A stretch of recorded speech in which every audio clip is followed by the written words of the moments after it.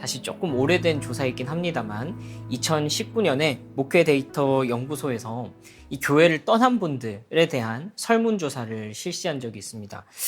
그 중에서 이분들이 이제 교회를 떠난 이후에 44%가 얽매이기 싫어서, 그러니까 이제 나 혼자 신앙생활 하면 되지 왜 또 이런 공동체에 또 묶여가지고 사람들 신경 쓰고 이렇게 해야 되는가 하는 그런 이제 문제 때문에 구속받기 싫어서 얽매이기 싫어서가 44%를 차지를 했고요. 그리고 또 14%가 어떤 그 목회자에 대한 부정적인 어떤 경험과 인식 때문에 교회를 떠났다. 그리고 마지막으로 11%가 어떤 교인들의 위선적인 태도, 또 그들의 배타적인 태도, 이기적인 태도, 이런 모습 때문에 상처받고 교회를 떠나게 됐다. 이런 좀 조사가 있었습니다. 사실 당시에 이제 거의 69%, 이 합쳐보면, 거의 70%에 육박하는 수치가 어쩌면 이 사람과 관계되는 이야기 때문에 이런 어떤 공동체에 내가 다시 속하게 되는 것이 부담스러워서 교회를 떠났다라는 어떤 대답이라고 볼 수 있을 것입니다. 사실 저도 이제 경험적으로 우리 이제 샤인처치를 하면서 또 어떤 다양한 경로를 통해서 교회를 떠난 분들을 많이 만나보게 되는데요. 이분들을 만나보면 제 경험상으로는 거의 대부분의 분들이 이런 어떤 사람의 문제 때문에 어떤 이 속박당하고 얽매이기 싫은 그런 것 때문에 다시 교회에 돌아가기가 힘들다, 고민이 된다, 갈등이 된다, 이런 이야기를 하셨다는 것을 제가 기억을 합니다. 사실 오늘 설교 제목이 사람 때문에 교회 가기가 두렵다. 굉장히 좀 어그로성 제목이긴 합니다만, 사실 이게 우리가 교회를 가게 만드는데 부정적인 영향, 어떤 좀 부담이 된다라는 사실은 부정할 수가 없죠. 사실 때로는 이제 우리가 교회를 잘 다니면서도 이런 생각을 하고 또 의문을 제시하곤 합니다. 사실 내가 이제 교회 오라고 하니까 가긴 가겠는데 왜 꼭 이런 형태로 모여서 교회를 이루어야 하는지는 내가 잘 모르겠다라고 하는 이제 그런 생각을 할 때가 있다는 거죠. 근데 이제 사실 제가 오늘 이런 제목으로 이런 말씀을 여러분들과 함께 나눌 때에 제가, 나눌 이야기가 뭐 이렇게 하면은 인간관계에 문제 없이 여러분들이 평안한 마음으로 신앙생활 할 수 있을 것입니다. 혹은 뭐 이런 이야기를 하려는 것은 아닙니다. 아니면은 이제 뭐 아유 상처 많이 받으셨죠, 힘드셨죠, 고생하셨죠, 뭐 이런 이야기는 딴 데서 또 많이 하니까요. 그런 이야기를 하고 싶은 것도 아닙니다. 사실요, 이 문제는요, 예수님이 이 땅에 다시 오시기까지, 그러니까 그 영광스러운 완전한 교회의 모습이 회복되기 전까지는요, 계속해서 이런 사람 때문에 발생하는 문제가 교회 안에 계속 있을 것입니다. 정말로 확신하건대 그런 문제가 절대로 사라지지 않을 것입니다. 그러니까 어쩌면 우리가 이제 이런 얘기도 하잖아요. 소위 어떤 교회의 문제를 해결하기 위해서 뭐 초대교회로 돌아가자, 이런 그 구호를 외치기도 하는데요. 이 초대교회라는 것은 교회가 처음 탄생할 시점에 그 순수하고 가장 그 교회의 정신이 분명하게 드러났던 그런 교회로 돌아가자라는 어떤 구호일 텐데요. 사실 좀 죄송하지만 초대교회도 그닥 완전하진 않았습니다. 동일하게 이런 문제가 있었다라는 거예요. 이 교회가 시작되자마자 이런 사람으로 인한 환멸과 갈등의 문제가 끊이지 않았다라는 것이죠. 뭐 한번 예를 들어볼까요? 오순절 사건 이후에 처음 형성되었던 예루살렘 교회. 이 예루살렘 교회도 시간이 얼마 지나지 않아서 그 공동체 안에 있는 미망인들, 그러니까 남편을 잃은 여인들에게 어떤 공평하게 이 물질이 분배되지 않는 것 때문에 차별의 문제가 발생을 했습니다. 그런 문제도 발생을 했고요. 또 고린도 교회는 뭐 성적인 문제를 비롯해서 뭐 교회 안에서의 이 분쟁이 있어서 이 세상 법정에 가가지고 재판을 받기도 했고요. 또 자기가 좋아하는 지도자를 골라가지고 교회 안에서 파당을 만들기도 했고요. 또 말씀의 사역자였던 사도 바울을 함부로 대하는, 무시하는 그런 태도도 있었고요. 이런 것뿐만 아니라 뭐 예를 들자면 갈라디아 교회 같은 경우에는 우리가 작년에 이제 우리 함께 바이블 플렉스를 통해 살펴봤습니다만, 이 교회 안에 아예 거짓 복음을 증거하는 거짓 교사들이 들어와서 이 복음의 진리 자체가 교회 안에서 훼손되는, 그래서 이 싸움이 일어나는 이런 문제가 계속해서 등장하는, 끊이지 않는 그런 것을 동일하게 초대교회에서도 보게 된다는 거죠. 사실은요, 이 사도들은 이런 문제들을 아주 직접적으로 이렇게 봤던 사람들로서 사실 어떻게 보면 교회를 지속할 이유보다 교회를 폐기할 이유가 훨씬 더 많아 보입니다.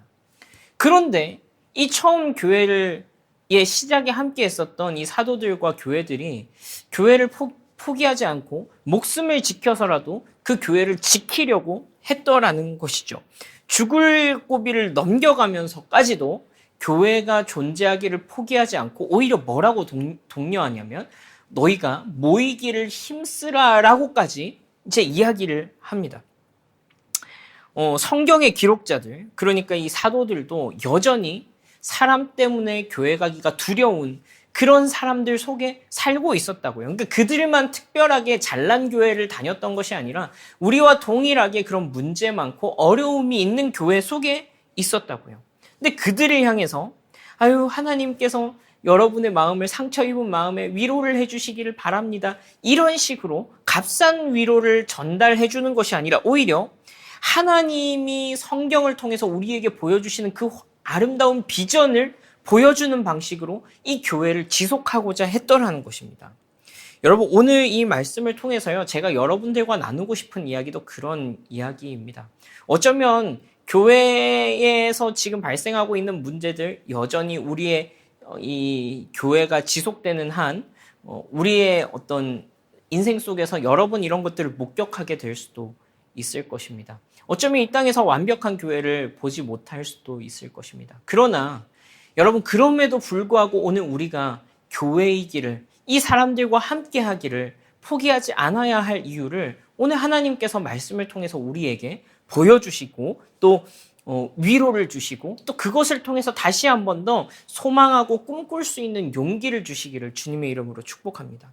여러분, 우리 이제 지난 시간에 보이지 않는 하나님의 형상이신 예수 그리스도, 그러니까 보이지 않으신 하나님의 참 형상 되신 예수 그리스도, 그리고 그분의 몸된 교회에 대해서 함께 살펴봤습니다. 다른 말로 하자면 교회는 그리스도 그분 자신이며, 다시 말해서 보이지 않으시는 하나님의 형상으로 격상된 그런 지위를 가지고 있다, 그렇게 존재를 하고 있다라고 얘기를 했고요.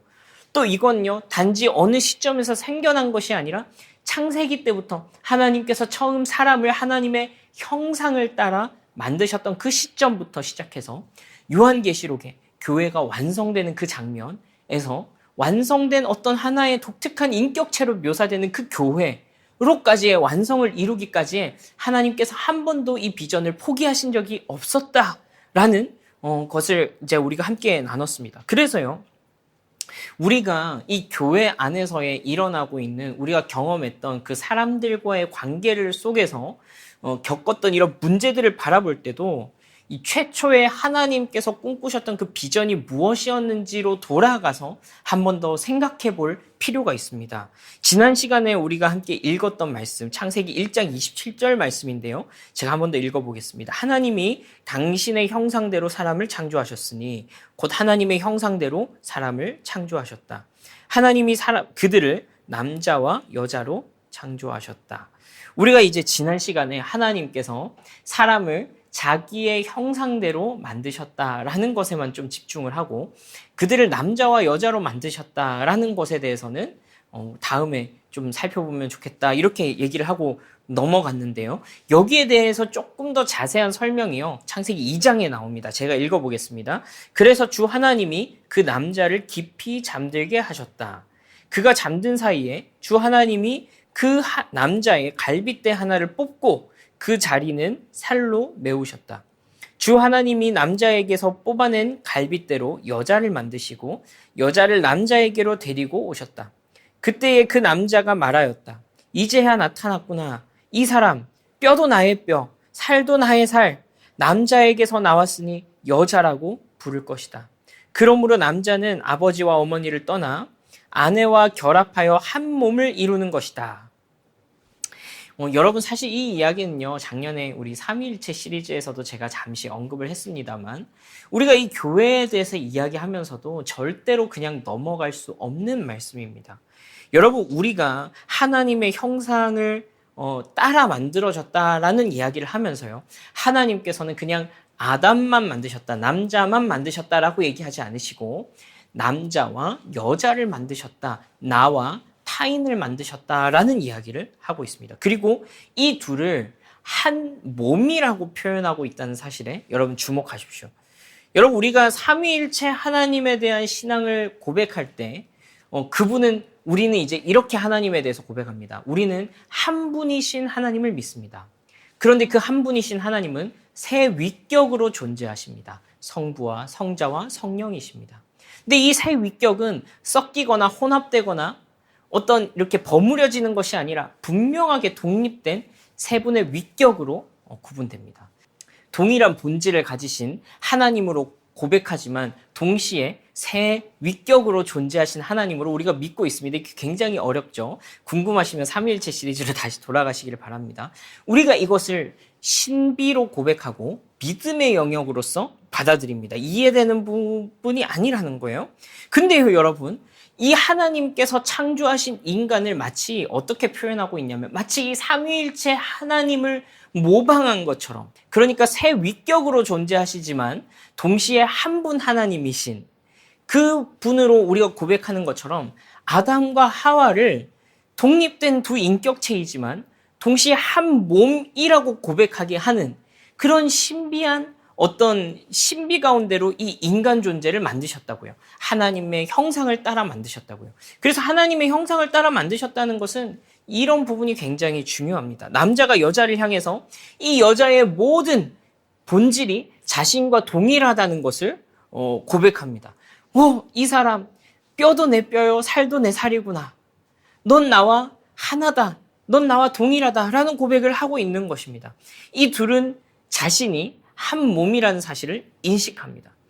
분명히 독립된 두 실체로 존재하지만 동시에 한 본질, 한 몸을 이루고 있는 것입니다. 그래서요, 사실 많은 신학자들은 최초의 교회의 시작을 무엇으로 보느냐? 가정으로 보기도 하는 것입니다. 그래서 어떤 이런 관점에서 가정의 회복을 또 바라보기도 합니다. 여하튼 이 아름다운 공동체, 하나님을 닮은 이 아담과 하와란 이 한 몸이 깨어지는 사건이 발생을 하죠. 바로 선악과를 먹는 사건, 범죄하는 그 사건으로부터 시작해서 이 아름다운 한 몸이 깨어지는 일이 발생을 하는데요. 이 범죄한 사건에 대해서 하나님께서 죄를 묻자 너는 내 뼈 중에 뼈요, 살도 내 살이다 라고 했던 이 아담이 이렇게 이야기합니다. 3장 12절 말씀에 그 남자는 핑계를 대었다. 하나님께서 저와 함께 살라고 짝지어 주신 여자, 그 여자가 그 나무의 열매를 저에게 주기에 제가 그것을 먹었습니다. 여러분, 그렇습니다. 사실 이것이 교회의 파괴의 시작이었습니다. 죄라는 것이요, 그냥 나 하나가 잘못해서 죽어서 지옥 간다 이런 문제를 넘어서서요, 하나님께서 꿈꾸셨던 그 비전을 망가뜨리는 중요한 기폭제가 되었다는 사실입니다. 우리가 이제 교회를 다니는 이유를 죽어서 천국 가기 위해서, 복 받기 위해서, 이런 얘기들을 우리가 하곤 합니다만, 사실 교회를 처음 들어올 때는, 그것이 어떻게 보면은 이제 교회로 들어오는 징검다리가 될 수는 있습니다만, 그런데 이제 이것이 다는 아니라는 거예요.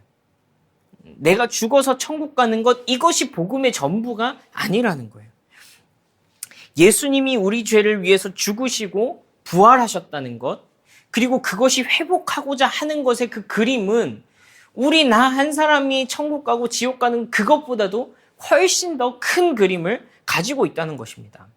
다시 말해서 이 죄라는 것 때문에 나와 너가 갈라져 버렸다면, 다른 말로 하자면 이 죄 용서를 통해서 회복하고자 하시는 것도 이 한 몸의 회복이라는 사실을 우리는 기억해야 하는 것입니다.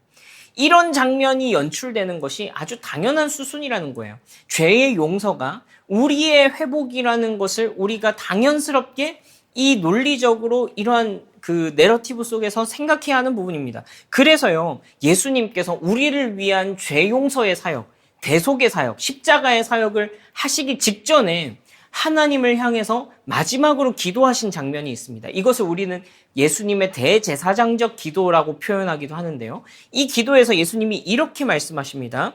요한복음 17장 20절에서 24절 말씀. 나는 이 사람들을 위해서만 비는 것이 아니고 이 사람들의 말을 듣고 나를 믿는 사람들을 위해서도 빕니다. 아버지께서 내 안에 계시고 내가 아버지 안에 있는 것 같이 그들도 하나가 되어서 우리 안에 있게 하여 주십시오. 그래서 아버지께서 나를 보내셨다는 것을 세상이 믿게 하여 주십시오. 나는 아버지께서 내게 주신 영광을 그들에게 주었습니다. 그것은 우리가 하나인 것 같이 그들도 하나가 되게 하려는 것입니다. 내가 그들 안에 있고 아버지께서 내 안에 계신 것은 그들이 완전히 하나가 되게 하려는 것입니다. 그것은 또 아버지께서 나를 보내셨다는 것과 아버지께서 나를 사랑하신 것 같이 그들도 사랑하셨다는 것을 세상이 알게 하려는 것입니다. 아버지께서 내게 주신 사람들도 내가 있는 곳에 나와 함께 있게 하여 주시고 창세 전부터 아버지께서 나를 사랑하셔서 내게 주신 내 영광을 그들도 보게 하여 주시기를 빕니다.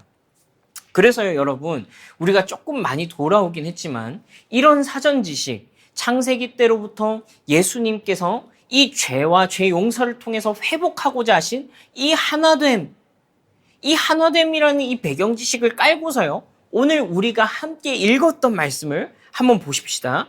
자, 오늘 우리가 읽었던 말씀 에베소서 4장 1절에서 6절까지의 말씀입니다. 제가 읽어보겠습니다.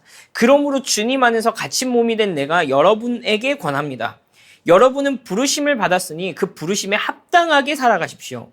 겸손함과 온유함으로 깍듯이 대하십시오. 오래 참음으로써 사랑으로 서로 용납하십시오. 성령이 여러분을 평화의 띠로 묶어서 하나가 되게 해 주신 것을 힘써 지키십시오. 그리스도의 몸도 하나요, 성령도 하나입니다. 이와 같이 여러분도 부르심을 받았을 때에 그 부르심의 목표인 소망도 하나였습니다. 주님도 한 분이시요, 믿음도 하나요, 세례도 하나요, 하나님도 한 분이십니다. 하나님은 모든 것의 아버지시요, 모든 것 위에 계시고 모든 것을 통하여 계시고 모든 것 안에 계시는 분이십니다. 여러분, 1절 말씀에서요, 부르심에 합당하게 살아가라 라고 말하고 있어요. 그러고서는 그 하나됨에 대해서 말하다가 4절 말씀에 부르심의 목표인 소망도 하나였습니다 라고 말하고 있습니다. 여러분, 그러니까요, 예수 믿고 죽어서 천국 가는 것, 그것이 우리의 부르심의 최종적인 목표가 아니라 우리를 부르신 그 부르심의 소망이 교회를 회복하고자 하는 하나님의 비전에 있다는 것입니다. 이 처음에 그 하나된 한 몸을 이루는 그 소망 가운데 하나님께서 우리를 구원하신 목적이 있다고요. 교회에 하나님의 구원하신 그 목적이 있다라는 것입니다. 그래서요, 여러분, 교회는요, 건물이 아니라 사람입니다. 우리가 주일날만 이 예배당을 빌려서 예배를 드리고 있고요. 또 어떨 때는 이곳에서 예배드리기도 하고 어떨 때는 또 저런 곳에서 예배드리기도 하고 흩어져서 예배드리기도 하고, 그럼에도 불구하고 우리가 각각에서 우리가 모여서 예배드릴 때 우리가 교회라고 이야기할 수 있는 이유는 무엇입니까? 그리스도께서 우리를 구원하신 그 구원하심으로 우리가 하나로 부름을 받았기 때문에 그렇습니다. 그러니까 교회라는 존재로 우리를 불러내셨기 때문에 그래요. 그러니까 우리를 구원하실 때 그냥 나 한 사람이 아니라 교회라는 이름으로 우리를 불러내셨기 때문에 그래요. 우리를 구원하신 것에 우리의 지향점이 어떻게 되어 있느냐? 그 하나됨으로 향해 가도록 우리의 소망을 두셨다고요. 그리고 동시에 이와 같은 오류를 제거하는데요. 교회가 건물이 아니라 사람입니다만 개별적인 한 사람 한 사람 독립된 내가 교회지, 맞는 말입니다만 반만 맞는 말인 것입니다. 나뿐만 아니라 우리가 함께 교회인 것입니다. 함께 그리스도의 몸으로 부름받은 사람들이 함께 있는 그것이 교회라고요. 모인 공동체가 교회라는 것입니다. 그래서 이후에 에베소서에서는요, 이와 같이 이 교회를 설명하는데요. 에베소서 5장 39절에서 29절에서 33절까지의 말씀입니다. 자기 육신을 미워한 사람은 없습니다. 누구나 자기 육신을 먹여 살리고 돌보기를 그리스도께서 교회를 그렇게 하시듯이 합니다. 우리는 그리스도의 몸의 지체입니다. 그러므로 사람이 부모를 떠나 자기 아내와 합하여 그 둘이 한 몸이 되는 것입니다. 이 비밀이 큽니다. 나는 그리스도와 교회를 두고 이 말을 합니다. 그러므로 여러분도 각각 자기 아내를 자기 몸같이 사랑하고 아내도 자기 남편을 존중하십시오. 여러분, 이 에베소서 5장에서의 이 방금 제가 읽은 이 단락은요, 남편과 아내에 관한 교훈으로 시작합니다. 그런데 이 단락의 마지막에서 바울이 힝소같이 이렇게 하면서 교회와 그리스도의 관계에 대한 비유로서 이것을 사용했다라고 얘기를 합니다. 여러분 잘 보시면요, 바울이 우리가 앞서서 읽었던 이 창세기의 말씀, 남녀가 부모를 떠나서 한 몸을 이룬다 하는 이 말씀을 정확하게 인용하고 있다는 사실을 여러분 기억하십시오.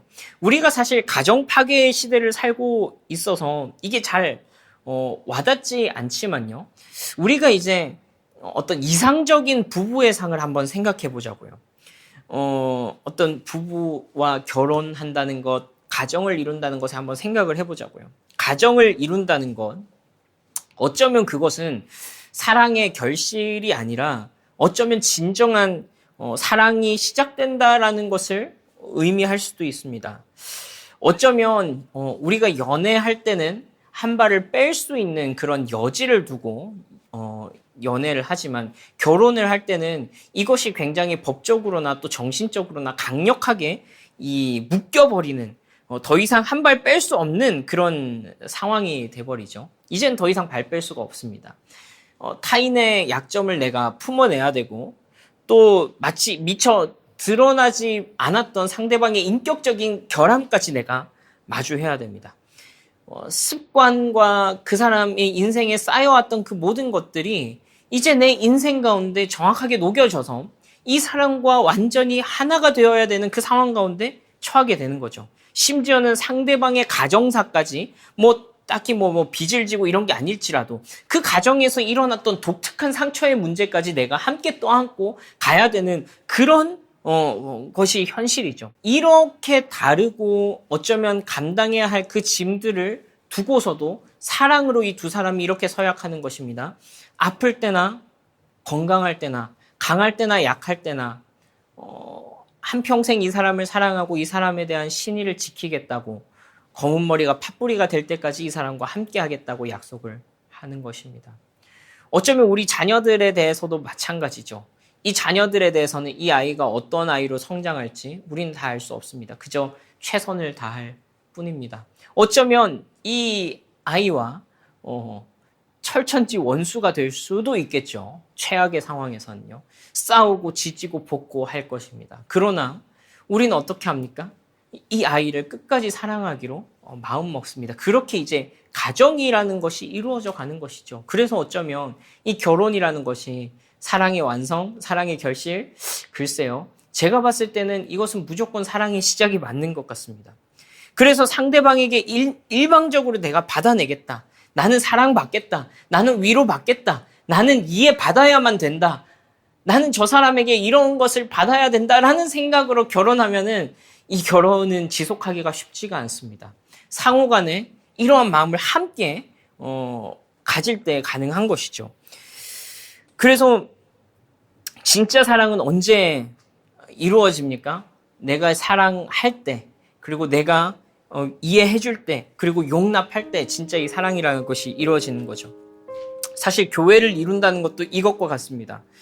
교회는 우리에게 사랑과 위로를 일방적으로 주는 곳이 아닙니다. 어떤 친절을 일방적으로 주는 곳이 아닙니다. 물론 그렇게 시작할 수는 있겠지만 그렇게만 머물고 있다면 교회에게 실망하게 될 것입니다. 오히려 교회는요, 상호 간에 결혼하는 것이라고 그럽니다.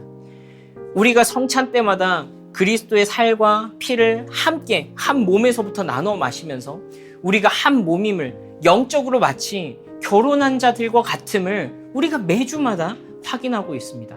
그것을 통해서 우리는 어떤 결심을 하게 됩니까? 내가 사랑해야지, 내가 용납해야지, 내가 품어내야지 라는 결심을 다시 한 번 더 하게 되는 것입니다. 사실 현실 교회에서 이것이 온전히 실현되기라는 것은 정말로 어렵습니다. 거의 불가능에 가깝습니다. 이건요, 성경의 그 기록자였던, 하나님의 말씀의 대언자였던 사도들에게도 쉽지 않은 일이었습니다. 제가 한 가지 일화를 좀 소개를 해드리고 싶은데요.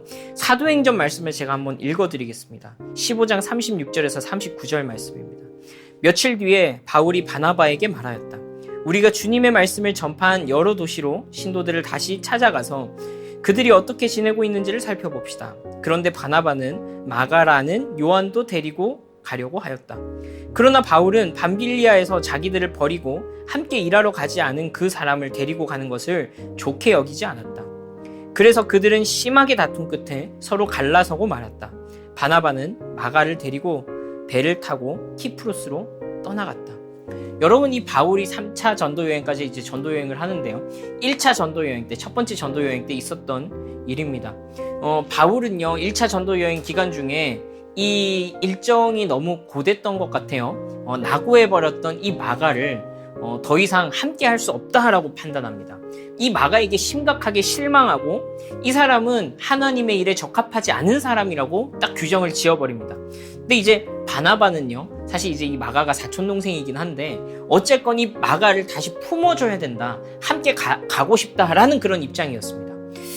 이 바울이 하나님의 말씀의 기록자로서 이 하나님의 비전에 어쩌면 가장 깊이 공감한, 경험한 사람이라고 할 수 있지만 이 바울에게 있어서도요, 이 함께 교회를 이룬다는 것, 이것이 쉬운 일이 아니었다라는 것입니다.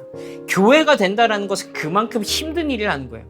근데 여러분, 정말 놀라운 사실은요, 우리가 역시 성경을 통해서 하나님이 이 사람들을 어떻게 회복시키시고 함께 교회로 세워나가시는지를 우리는 계속해서 이 성경을 통해서 볼 수 있습니다.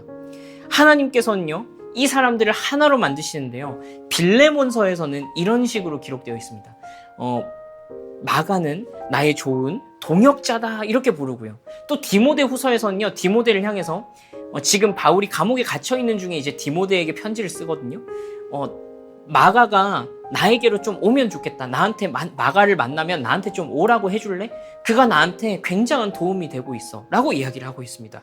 여러분, 무엇보다도요, 지난주에 우리가 함께 읽었던 골로새서 말씀 있죠. 이 골로새서의 마지막에 이런 기록이 있습니다. 골로새서 4장 10절 말씀에 나와 함께 갇혀있는 아리스다고와 바나바의 사촌인 마가가 여러분에게 문안합니다. 마가가 여러분에게 가거든 잘 영접하라는 지시를 여러분이 이미 받았을 줄 압니다. 여러분, 바울이요, 인생의 말년에 이 전도 여행이 끝나고서 이 로마로 잡혀가거든요. 왜냐하면 이제 예수님을 전한다는 이유로 감옥에 갇혀 있습니다.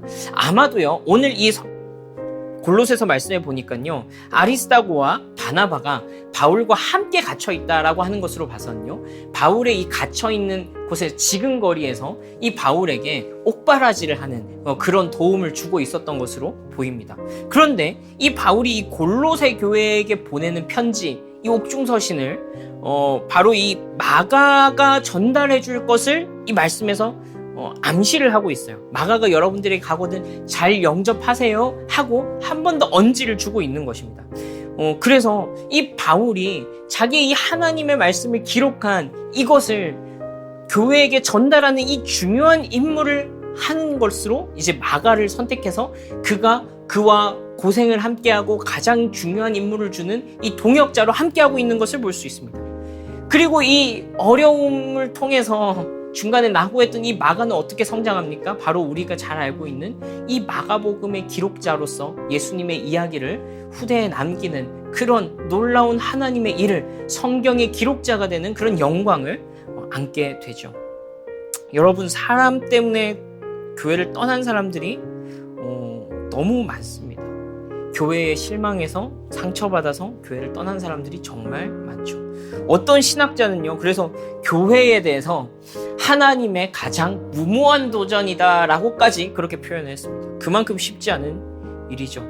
그런데요, 여러분, 우리가 그 어려운 것을 굳이 다시 하려는 이유가 무엇입니까?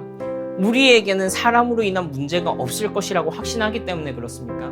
우리는 완벽한 교회이기 때문에 우리 교회로 오세요라고 이야기하는 것입니까? 아닙니다. 아닙니다. 우리가 바라보고 있는 그 지향점이 있다라는 것입니다. 우리가 이 교회의 교회됨을 포기하지 않고 때로는 우리 속에 아픔과 갈등과 상처가 있을지라도 그것을 치유해가며 교회의 교회됨을 포기하지 않고 걸어가는 가운데 하나님께서 교회에게 각 사람을 회복시키시고 함께 동역자로 세워져 가고 서로가 서로를 위해서 이 마지막에 생명을 마감하는 이 옥중에서의 동행처럼 우리가 그렇게 함께 사랑을 나누며 걸어갈 수 있는 그런 은혜를 교회 가운데 보여주시는, 성도 가운데 보여주시는 그런 영광과 놀라운 사랑이 있다고요. 여러분, 그래서 마지막으로 이 말씀 한 번 더 읽기를 원하는데요. 우리 오늘 본문 에베소서 4장 1절에서 6절까지의 말씀입니다. 그러므로 주님 안에서 갇힌 몸이 된 내가 여러분에게 권합니다. 여러분은 부르심을 받았으니 그 부르심에 합당하게 살아가십시오.